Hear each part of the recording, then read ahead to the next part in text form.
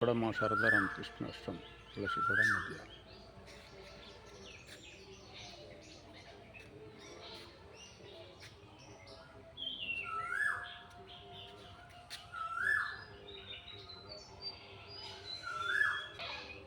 केदारेश्वर महादेव आश्रमेर काँठाल गाछ,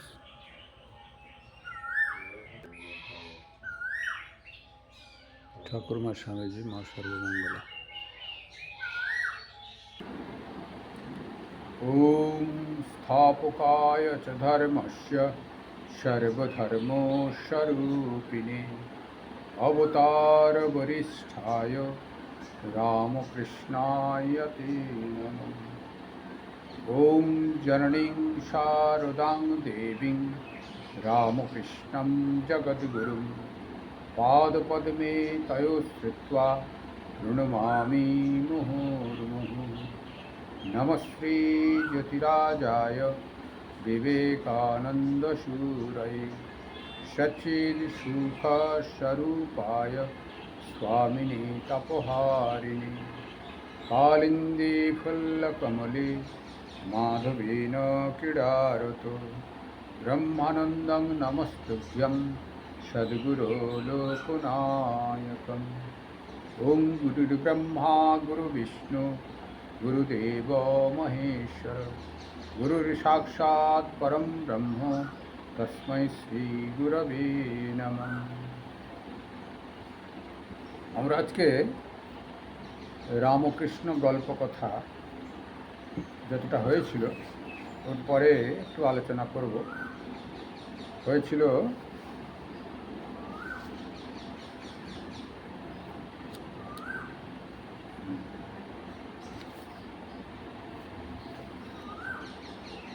তিনশো 91 রামকৃষ্ণ গল্পকথা পর্ব 46 হবে।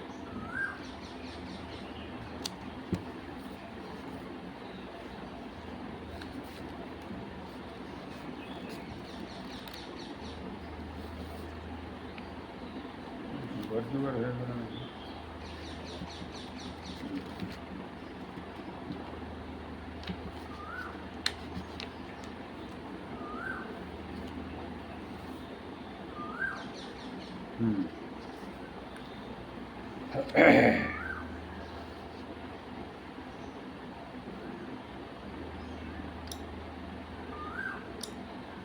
আপনারা নিশ্চিত সকলে কুশলে আছেন। আজকে আমরা রামকৃষ্ণ গল্প কথা একটু করব, যতটুকু হয়েছিল তারপরের গল্প করব। আজকের প্রথম গল্প কোনো কারণ শূন্যই ভক্তি, অর্থাৎ ভগবানের প্রতি ভালোবাসা। ভগবানের প্রতি কোনো কারণ ছাড়াই যদি ভালোবাসা হয় তাহলে তাকে ঠিক ঠিক উপলব্ধি হয়, পাওয়া যায়। এই দুষ্টুমি করে না।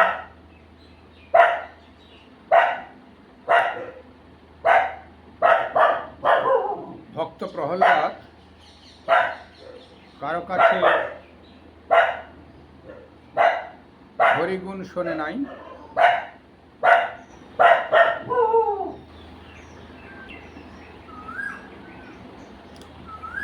ভক্ত প্রহ্লাদ কারো কাছে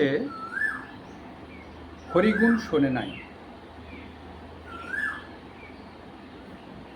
হরিকে লাভ করলে ভবযন্ত্রণা থেকে মুক্ত হবে,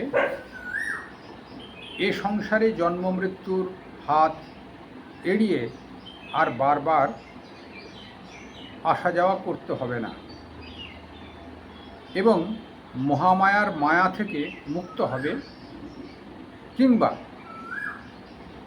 সংসারে থেকে রাজা হয়ে পৃথিবীর যাবতীয় সুখ ভোগ করবে। এসব কোনো কামনাই তার মনে জাগেনি।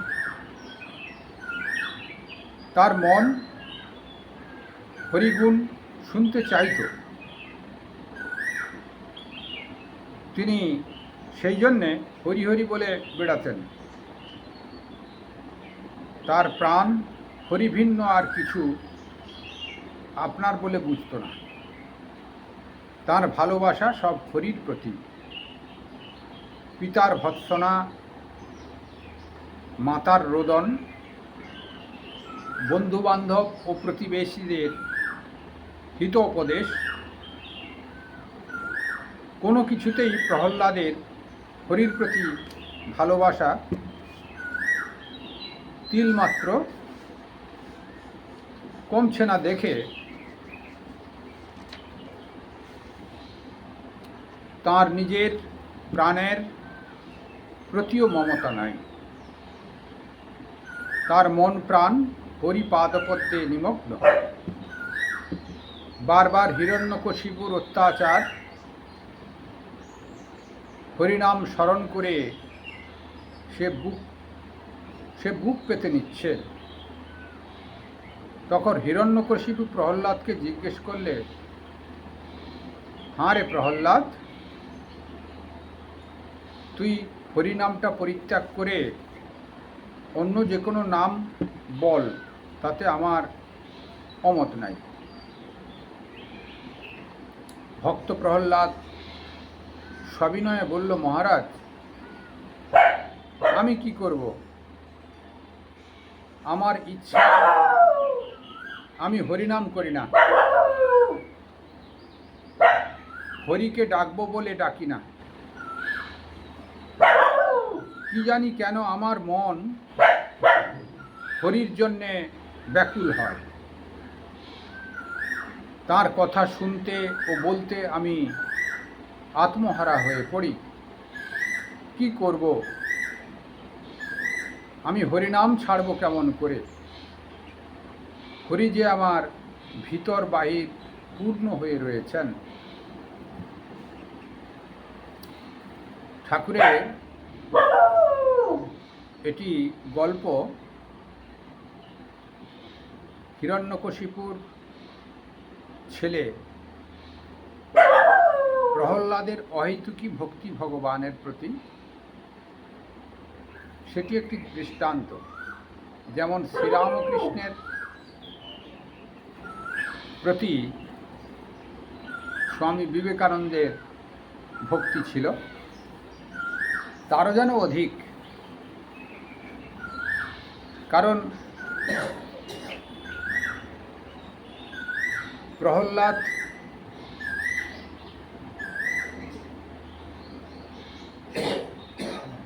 ভগবানকে চিন্তন ছাড়া থাকতে পারতেন না। তার অত্যাচার, তার উপর যে অত্যাচার, তার পিতা হিরণ্যকশিপু অসুর ছিলেন, ভগবানের নাম সহ্য করতে পারতেন না। তাই ছেলের মুখে হরিনাম শুনেই, ভগবানের নাম শুনে তিনি অত্যাচার করতেন। পাহাড় থেকে ফেলে দিয়েছেন, কোথায় গরম জলে ফেলে দিয়েছেন, হাতির নিচে ফেলে দিয়েছেন, লোক দিয়ে মেরে মেরে সমুদ্রে ভাসিয়ে দেওয়ার কথা উল্লেখ আছে। অগ্নিতে তার পিসির কোলে বসে হোলিকা দহন যাকে বলে, তা সে হোলিকা মরে গেল, দহন হয়ে গেল, আর প্রহ্লাদ ভগবানের নামে মশগুল আছে। শেষটায় তোর সর্বত্র হরি থাকেন, তা এই দেওয়াল বা এই পিলারের ভিতরে কি তোর হরি অবস্থান করেন? তিনি যদি সর্বত্র থাকেন, তা পিলারের ভিতরেও আছে? বলছে হ্যাঁ আছে। বলছে তা আমি ভেঙে দেখি, যদি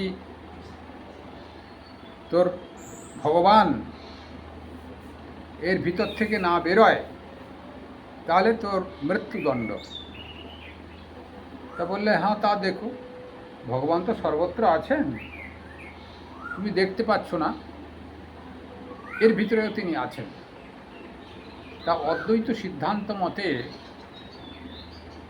ভগবান সর্বত্রই আছেন। তিনি সূক্ষ্ম অবস্থায় সর্বত্র বিরাজ করেন। তিনি শত্রুর ভিতরে আছেন, মিত্রের ভিতরে আছেন, তবে যে যার কর্মফল অনুসারে তার সাজা পায়। ফলে গদা নিয়ে ওই পিলারটাকে ভেঙে দিলেন নৃসিংহ অবতার ভগবান বিষ্ণু অবতীর্ণ হয়ে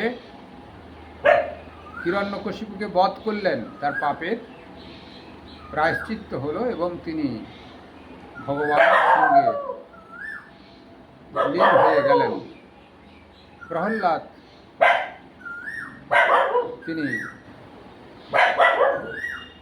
সেই সিংহাসন পরিচালনা করলেন, বাধ্য হয়ে, কেউ ছিল না প্রহ্লাদ ধর্মরাজ্য প্রতিষ্ঠার জন্য। যাক, সে এক কথা, কিন্তু মূল কথা হচ্ছে যন্ত্রণা সহ্য করলেও মানুষ একটু বিব্রত হয়ে যায়। একটু খাওয়ার কষ্ট হলে কি একটু কারুর ঘরে একটা ছেলে অসুস্থ হয়েছে, কি মেয়ের বিয়ে হচ্ছে না, একটু তাড়িয়ে দাও, মেয়ের বিয়ে হচ্ছে না, তা বিব্রত হয়ে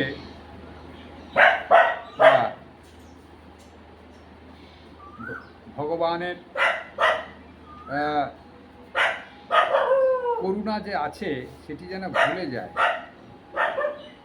তুমি কেমন ভগবান, আমাকে, আমার এইগুলো ঠিক হচ্ছে না, এটি যেন তাদের ভাব হয়। কিন্তু যিনি ঠিক ঠিক ভগবানকে ডাকেন, তিনি এই মায়ার সংসারের ভিতরে, এই যে ছেলে বিয়ে হলো না, কি মেয়ের বিয়ে হলো না, কি কেউ রোগে পড়ল, কেউ কারুর আর্থিক কষ্ট, যেগুলো আমার আর্থিক কষ্ট পূরণ করো, এইসব বাইরের যে মাইক ভাবনা ঈশ্বর ভক্তিতে এগুলো বাধা দেয়। তা ফলে এই ভাবনায় যারা ঠিক ঠিক ভগবানকে ডাকেন, এই মাইক ভাবনার ভিতর তার মন আবদ্ধ হয় না। শত বাধা সত্ত্বেও যিনি ভগবানকে হৃদয়ঙ্গম করবেন, যা কিছু ঈশ্বরের দান হিসেবে তিনি মেনে নেবেন,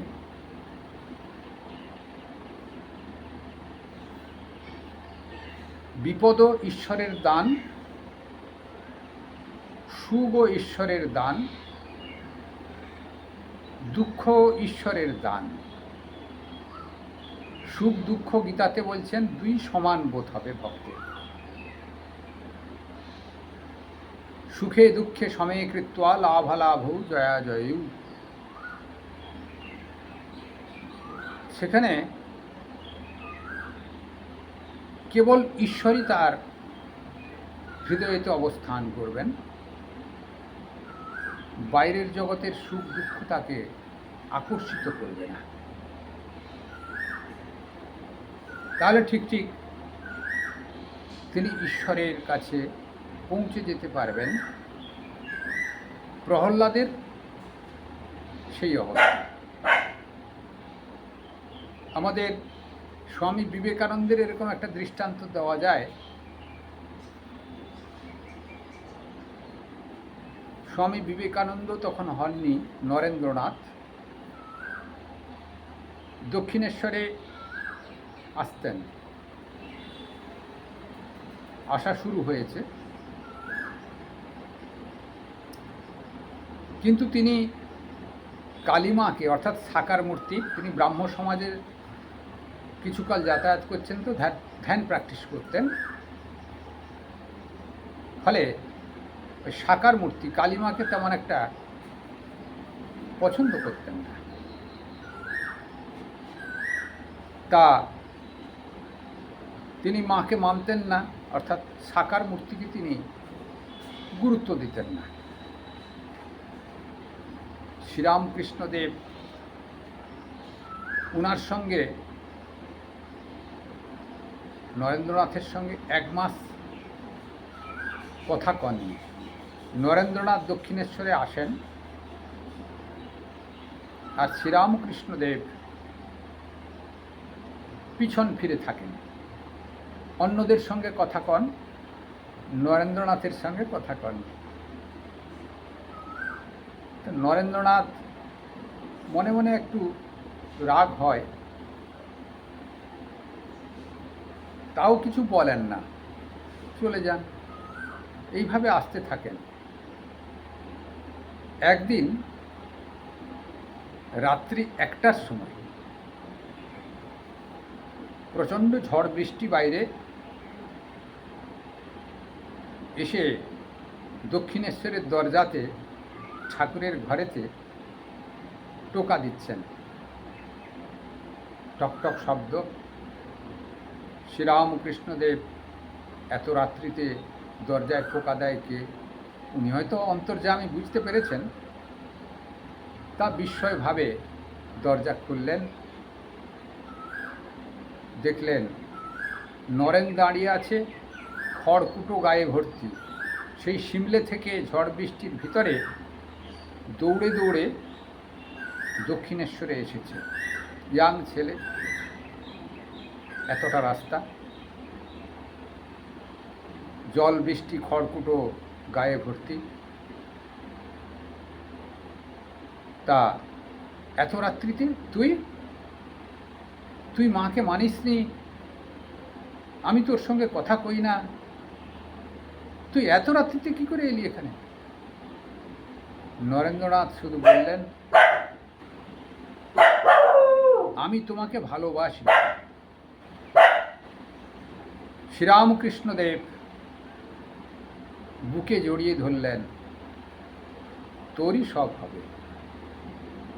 অর্থাৎ ভালোবাসার জন্যে যিনি ভালোবাসেন, ভগবানকে কামনা বাসনা দিয়ে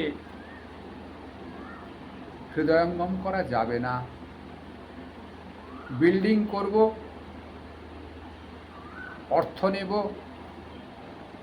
ছেলের ভালো ঘরে বিয়ে দেব, মেয়েটা যেন সুখে থাকে,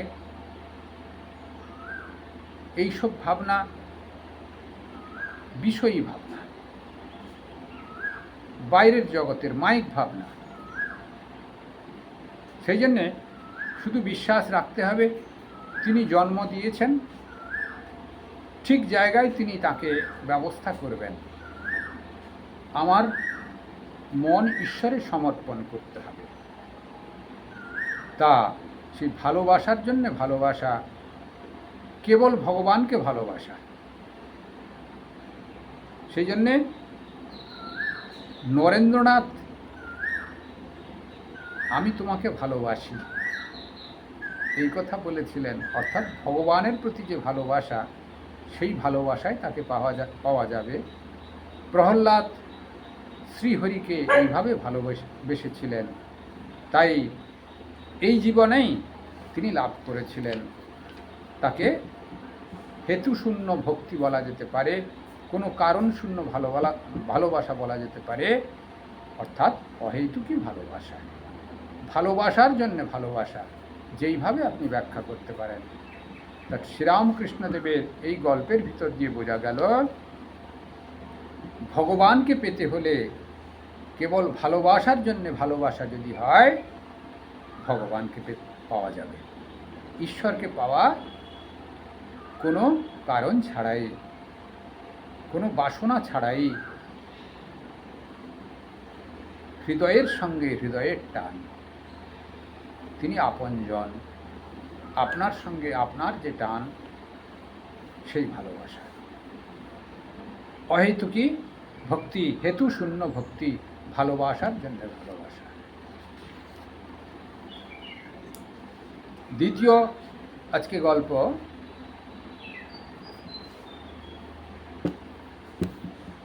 তপস্যা চাই, তপস্যা ছাড়া কিছু হবে না। এটা ভালোবাসার জন্য ভালোবাসা হলো। তার পরের গল্প হচ্ছে তপস্যা চাই। সেটি কেমন?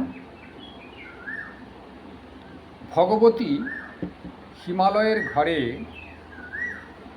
তার কন্যা হয়ে জন্মেছেন।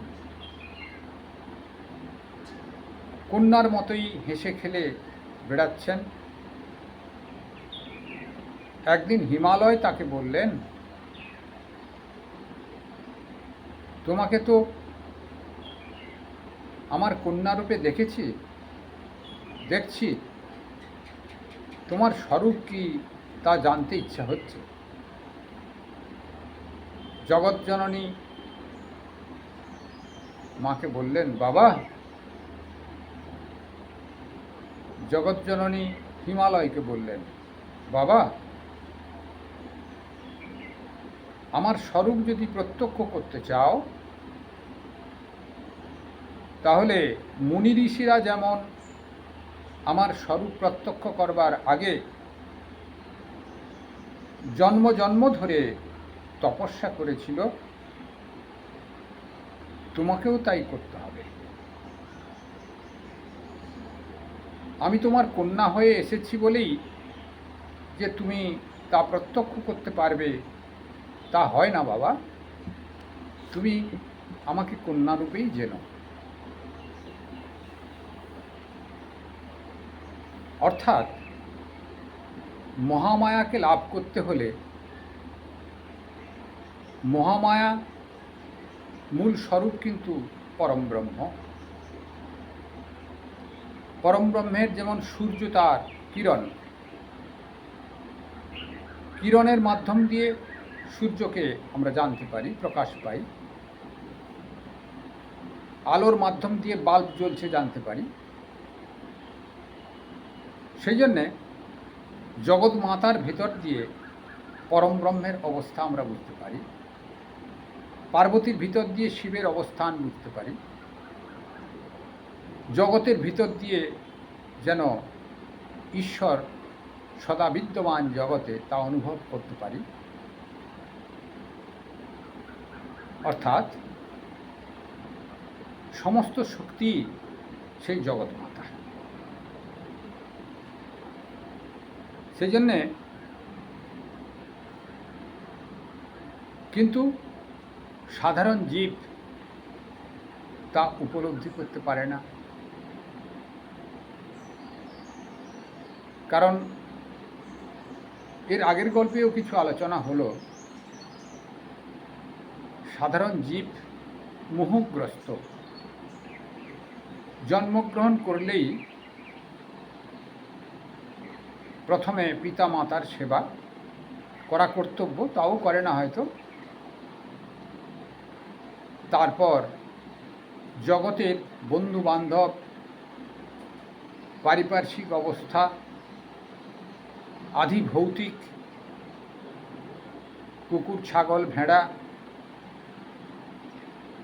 সবকে নিয়ে তিনি একটি সংসার ভেবে নেন। বড় সংসার, একটু হয়তো বেশি বড় হয়েছে, সারা একটা শহরটা তার সংসার, আরেকটু বেশি হলে আরেকটু। কিন্তু এই সংসার থেকে সংসার যিনি পরিচালনা করছেন, এর অন্তর্দৃষ্টিতে খুব কম লোকেরই মন যায়। হয়তো আক্ষরিক অর্থে বিশ্বাস করেন কেউ না কেউ পরিচালনা করছেন, ঈশ্বর আছেন, ওইভাবে বিশ্বাস। কিন্তু সব ছেড়ে ছুড়ে দিয়ে বা এই সংসারে থেকেও সংসারের বাসনা না করে মহামায়ার প্রতি আকর্ষণ, যে মহামায়াই সমস্ত কিছু করছেন, মহামায়াকে আমাকে লাভ করতে হবে, সেই রকম ভাবনা কারোরই আসেনি। যদি কদাচিৎ দু একজনের আসে, সে জন্ম জন্ম তপস্যা করে, মুনি ঋষি হয়ে যায়, সন্ন্যাসী হয়ে যায়, সাধক হয়ে যায়, কদাচিৎ, কম। সেই জন্যে পার্বতী বলছেন, তুমি আমার স্বরূপকে যদি জানতে চেষ্টা করো তাহলে তপস্যা করতে হবে। মুনি ঋষিরা জন্ম জন্ম তপস্যা করে তবে সে আমার স্বরূপ জানতে পারে। অর্থাৎ মা বাবার অনেক শুদ্ধ চিত্ত হওয়ার জন্য সেখানে হয়তো কোনো বিশেষ আধিকারিক ব্যক্তি বা আধিকারিক শক্তি মহিলা জন্মগ্রহণ করেন। পুরুষ প্রকৃতির ভিতর দিয়ে তো আসতে হবে জগতে, কিন্তু সম্পূর্ণরূপে যে তার মা বাবা তাকে চিনে ফেলে মেয়েকে, তা পারে না। সারদা মায়ের ক্ষেত্রেও দেখা গেছে, সারদা মায়ের মা হয়তো স্বপ্নাদিষ্ট হয়ে সারদা মা এসেছিলেন বেলগাছকে অবলম্বন করে, কিন্তু সম্পূর্ণ সারদা মাকে শ্যামাসুন্দরী দেবী চিনতে পারেননি। তার বাবাও তাই। তপস্যার ফলে বহু তপস্যা করেছিলেন, সেখানে তাঁর ঘরেতে জগৎজননী এসেছেন, কিন্তু সম্পূর্ণ চিনবার কোনো কৌশলই থাকে না। সেজন্যে যাকে আমরা বাইরের জগতে ঘুরে বেড়াতে দেখি, সেই সাধক, সেই সন্ন্যাসী, সেই মহাপুরুষ, তাকে আমরা সাধারণ ভেবে নিই, তাই তাকে শ্রদ্ধা করি না, ফলে চিনতে পারি না। সেই জন্যে কোনো মহাপুরুষ কি সন্ন্যাসী, সাধক, ওদের শ্রদ্ধা করতে হয়, বিশ্বাস করতে হয়, শাস্ত্রবাক্যে বিশ্বাস করে তার প্রতি সেবাপরায়ণা হতে হয়। সেবাপরায়ণা হলে তখন তার ভাব নিজের ভিতরে ধীরে ধীরে প্রবেশ করে, যেন জন্ম জন্ম তপস্যার ফল এই জন্মেই সাক্ষাৎ পাওয়া যায়, এরকম ভাবনা হয়ে যায় তার, এবং তিনি চিনতে পারেন। শ্রীরামকৃষ্ণদেব এসছেন, গুটি কতক লোক তার শিষ্য প্রশিষ্য হয়েছিল, ঠিক ঠিক চিনতে পেরেছিলেন। নরেন্দ্রনাথ, সারদা দেবী কি তার পার্শ্বদ কয়েকজন, বাদবাকি জগতের তো এত কোটি কোটি লোক ছিল। তখনকার দিনে ভারতবর্ষে 30 কোটি কি 33 কোটি লোক শ্রীরামকৃষ্ণদেবের সময়ে, তা ভারতবর্ষের বাইরেতে বহু ছিল। সবাই কি শ্রীরামকৃষ্ণকে চিনতে পেরেছিলেন? না সারদা দেবীকে চিনেছিলেন? গুটি কয়েক লোক চিনেছিলেন, যাদের তপস্যার যথেষ্ট বল ছিল, এই জন্মে জন্মগ্রহণ করেছেন লোকহিতের জন্যে, লোক কল্যাণের জন্যে, তারা শ্রীরামকৃষ্ণদেবকে চিনতে পেরেছিলেন। তা আমাদের সেই সাধন বল যদি থাকে, আমরা কোন সাধক কিভাবে আমাদের সামনে ঘুরে বেড়াচ্ছেন কেবল কৃপা করবেন বলে, জগৎ কল্যাণ করবেন বলে, তাকে যদি একটু চেনার চেষ্টা করা যায়, আমাদের সবার কল্যাণ হয়ে যাবে। তা আমরা সেই চেষ্টাটুকু যদি করি তাহলে আমাদের কল্যাণ। সেই জন্যে আমাদের জগৎজননী পার্বতী বলছেন, আমাকে আমার স্বরূপ যদি জানতে তুমি চেষ্টা করো, তাহলে জন্ম জন্ম তোমাকে তপস্যা করতে হবে মুনি ঋষিদের মতো। আমাকে তুমি মেয়ে রূপেই চেনো। সারদা মাও বলেছিলেন, ভাইদের বলেছিলেন আমি তোমার বোন, আর শ্যামাসুন্দরী দেবীকে বলেছিলেন আমি তোমার মেয়ে। এবং হরিপ্রেম মহারাজকেও বলেছিলেন। বাঁকুড়াতে প্রসঙ্গক্রমে বলি, বাঁকুড়াতে আমিও ছিলাম পোস্টিং, ওখানে বাঁকুড়াতে, সেখানে সারদা মা এক সেবিকাকে নিয়ে গেছিলেন ডাক্তার দেখাবার জন্যে। তা হরিপ্রেম মহারাজ সারদা মায়ের সন্তান ছিলেন। উদ্বোধনে শরৎ মহারাজ সারদা মায়ের সেক্রেটারি ছিলেন। তা ফলে উদ্বোধনে গেলে তা সে কাউকে বিশেষ প্রবেশ করতে দিতেন না, সেজন্য দর্শনাদি ভালো হতো না। আর বাঁকুড়াতে মা গেছেন, ঘর ভাড়া নিয়ে আছেন। তা হরিপ্রেম মহারাজ দুপুরে দুপুরে গেছেন, দরজায় ধাক্কা দিয়ে মা যেই খুলেছেন, কি ব্যাপার, তুমি সন্ন্যাসী মানুষ, তা এখানে আসার কি দরকার?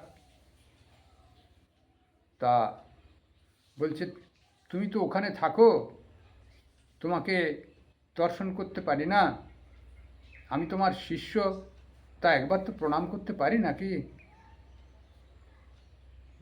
বলছে, সন্ন্যাসী মানে শিব, মেয়েদের প্রণাম করবার কি দরকার?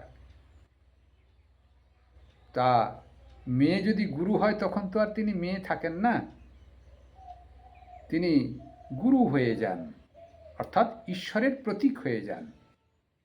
তখন মা সায় দিলেন বা আশ্বস্ত হলেন, বললেন আচ্ছা প্রণাম করে নাও। প্রণাম করতে গিয়ে বললেন, মা একটু পদসেবা করি। তা দিয়ে পদসেবা করতে গিয়েই মনে দাগ কেটেছে, মা যদি জগৎজননী হয়, জগদ্ধাত্রী বলেন কেউ কেউ, মায়ের এখন রোগা রোগা পা কেন? মায়ের পায়ের পরিবর্তন হলো এবং তিনি দেখলেন তোড়া পড়েছেন, পা নরম তুলতুলে হয়ে গেছে। উপরে তাকিয়ে দেখলেন মা জগদ্ধাত্রী বসে আছেন, জয়া বিজয়া ব্যজন করছে, চামর ব্যজন করছে, পাশে সিংহও দাঁড়িয়ে আছে। তা তিনি আচমকা সেন্সলেস হয়ে গেলেন, ভয়ে ভীত হয়ে সেন্সলেস হয়ে গেলেন। মা হাত বুলোচ্ছেন, বাবা হরি ওঠো, আমি তোমার মা তো, বাবা হরি ওঠো, আমি তোমার মা তো। তা সেই হরির আবার জ্ঞান ফিরল হরিপ্রেম মহারাজের। অর্থাৎ মাও সেখানে স্বরূপ দেখিয়েছিলেন, কিন্তু স্বরূপটাকে হজম করবারও কারোর আধার যদি প্রস্তুত না থাকে, হজমও করতে পারবে না। কিন্তু সেই মাই, সেই জগৎজননী, আবার জগদ্ধাত্রী সারদা মা আবার রূপ ধারণ করে তাকে বললেন, আমি তোমার মা তো, ওঠো, আমি সেই তোমার মা, ওঠো। অর্থাৎ জগদ্ধাত্রী সারদা মা হয়েছিলেন এবং জগৎজননী দেবী দুর্গাই পার্বতী হয়ে ওই হিমালয়ের কোলে এসেছেন। পরস্পরের মেয়ে আর বাবার সম্পর্ক, এখানে ছেলে আর মায়ের সম্পর্ক, কিন্তু দুজনেই জগদ্ধাত্রী, জগৎজননী। এই প্রকৃতিতে যত যা কিছু আছে সবই জগৎজননীরই খেলা চলছে। আমরা যদি একটু আইডিওলজি পরিবর্তন করি, মনকে একটু ফিরিয়ে দিই নারী মূর্তি থেকে মাতৃমূর্তি, তাহলে সমস্যার সমাধান হয়ে গেল। নারী আমাদের সংসারে যে ভাবনা দেয় সেটাকে মাতৃমূর্তিতে রূপান্তরিত করতে হবে। একই শরীর, শুধু আমাদের আইডিওলজিটা পরিবর্তন করতে হবে, তাহলেই কল্যাণ সাধন হবে। আজকের এই গল্প হচ্ছে, স্বরূপকে পেতে হলে, মায়ের স্বরূপকে পেতে হলে তপস্যা চাই, তপস্যা ছাড়া কিছু হবে না। দ্বিতীয় গল্প, এবং সারদা দেবীও তপস্যা করেছিলেন, পঞ্চতপা তপস্যা। বেলুড় মঠের, ওল্ড মঠ, পুরানো বেলুড় মঠের যেখানে সারদা মা থাকতেন, নীলাম্বর মুখুজ্জের বাগান বাড়ি, সেটা বেলুড় মঠ এখন, তখন নীলাম্বর মুখুজ্জের বাগান বাড়ি ছিল। যেখানে মা থাকতেন তার বাইরে দোতলাতে, এখন সেটি কাঁচ দিয়ে ঘেরা আছে, তা সেখানে মা পঞ্চতপা করেছিলেন। চারদিকে আগুন, ওপরে সূর্য, অস্ত থেকে সূর্য উদয় থেকে অস্ত পর্যন্ত মা বসে থাকতেন সারাদিন এই রোদেতে। কিসের জন্য তপস্যা করেছিলেন? জগতের কল্যাণের জন্য। পার্বতীও তপস্যা করেছিলেন কিসের জন্যে? জগতের কল্যাণের জন্যে। পার্বতীও তপস্যা করেছিলেন, মাও পঞ্চতপা তপস্যা করেছিলেন জগতের কল্যাণের জন্য। এই সমগ্র বিশ্বজগৎ তারই সন্তান, সেই জন্যে প্রত্যেকের মঙ্গলের জন্য তিনি করেছিলেন। সেই জন্য আমরা জগৎজননীকে মাতৃজ্ঞান করব, আর জগৎজননী আমাদের সন্তান জ্ঞান করে পালন করবেন। এইটি সুন্দর। এই ভাবনা যদি আমাদের ভিতরে থাকে তাহলে তাকে লাভ করা যাবে। সর্বে ভবন্তু সুখিনঃ, সর্বে সন্তু নিরাময়া, সর্বে ভদ্রাণি পশ্যন্তু, মা কশ্চিৎ দুঃখমাং ভবেৎ। ওম নিরঞ্জনম নিত্যমনন্তরূপম ভক্তানুকম্পাধিতবিগ্রহম বহি ঈশাবতারম পরমেশমিড্ডম তম রামকৃষ্ণম শিরসা নমামি।